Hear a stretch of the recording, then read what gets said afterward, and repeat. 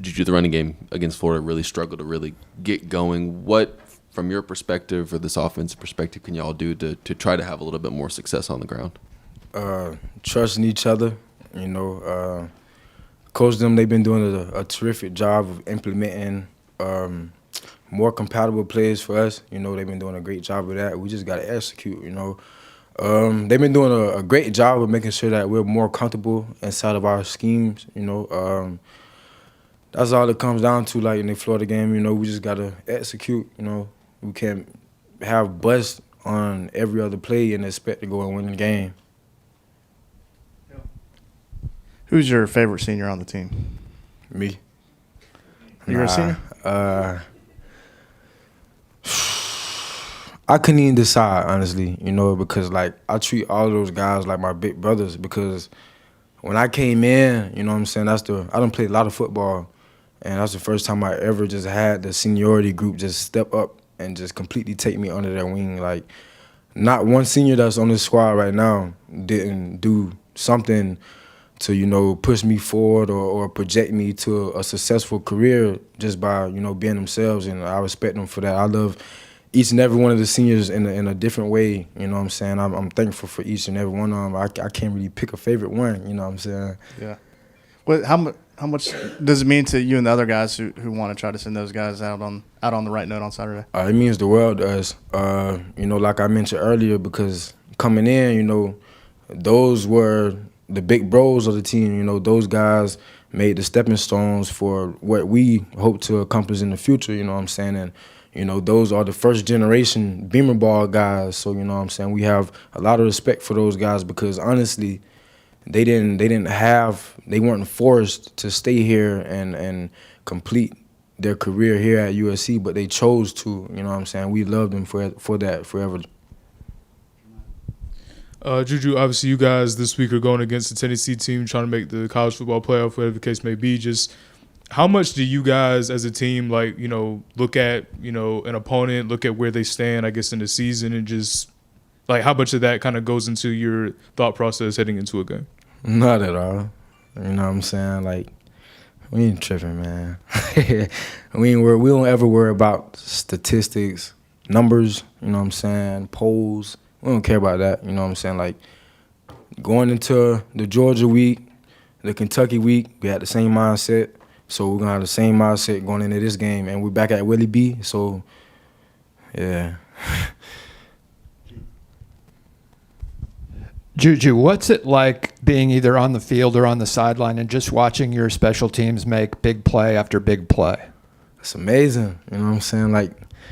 It brings a certain excitement to the team, to the sidelines that's unmatchable. You can't get it on offense. You can't get it on defense. It's a different type of momentum, And those plays give guys opportunity to make plays that might not be making particular plays on the offense or defensive side of the ball, but at the same token, they're still contributing to the team, And special teams plays are game changers. They make the difference between winning, losing a game, a blowout, a shutout, or merely just staying in the game, And Coach Limbo, he does a terrific job of dialing up his schemes, and we go out there and execute them and make great plays, Juju, forgive my ignorance, but when you say compatible plays between a back and a scheme, what does that mean, and how does that change between, if they're asking to run inside zone counter or something like that? What does that It doesn't really change because, when you make compatible plays, you have to make something compatible for each scheme, if you feel what I'm saying, So when it comes to the running backs, it's a compatible play is just nothing more than something that the offense is comfortable in, something that each person at each position can have the same thought process on and go out and execute the play. That's a compatible play. Hey, Juju. Your running back room's obviously been pretty banged up the last couple of weeks. What has it been like trying to kind of work a guy like Jaheim, who hasn't been in that rotation, into the running back room at this point in the season, and then for you to kind of take on more responsibility at this stage? It hasn't been a problem at all. Jaheim, man, that's my brother, man.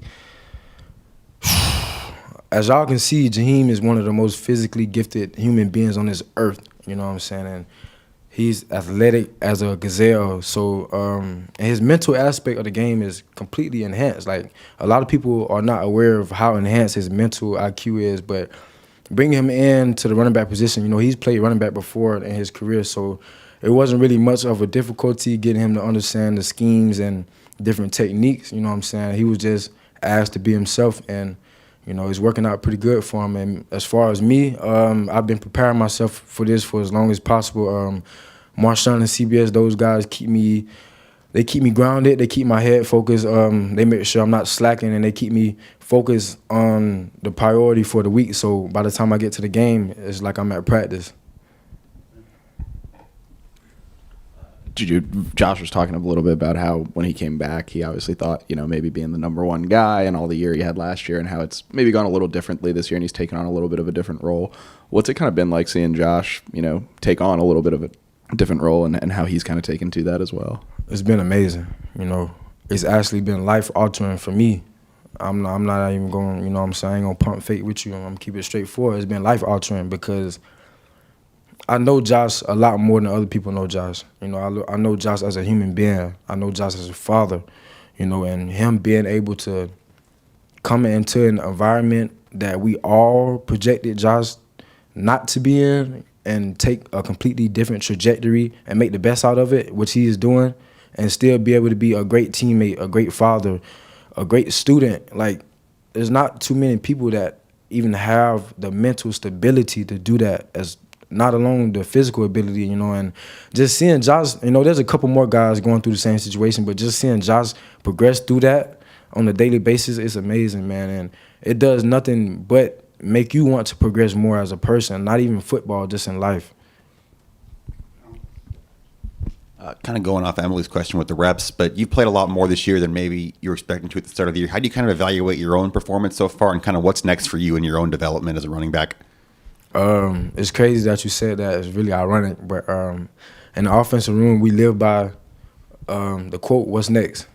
You know, so that's how I'm gonna answer your question. Like, yeah, like she said, different players every week can get thrown into predicaments that they weren't expected to be placed in. So what's next? You gonna make it? You gonna break it? You know what I'm saying? You gonna fold, or you gonna step up to the plate? Is what's next. Hey, Juju, can you describe what it's like for you to run out to 2001 and seeing the fans show up for you guys every Saturday? How can I put this? Okay, like, what was your favorite thing in the world as a kid? Yeah.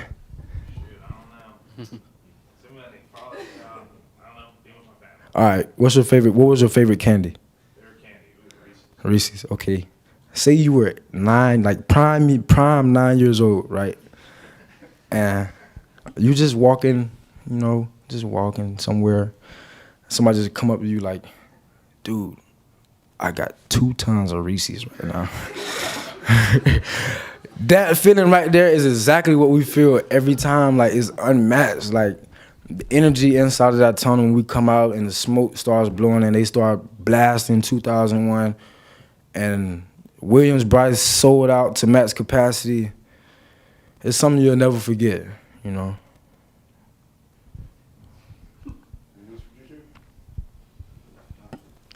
Appreciate y'all.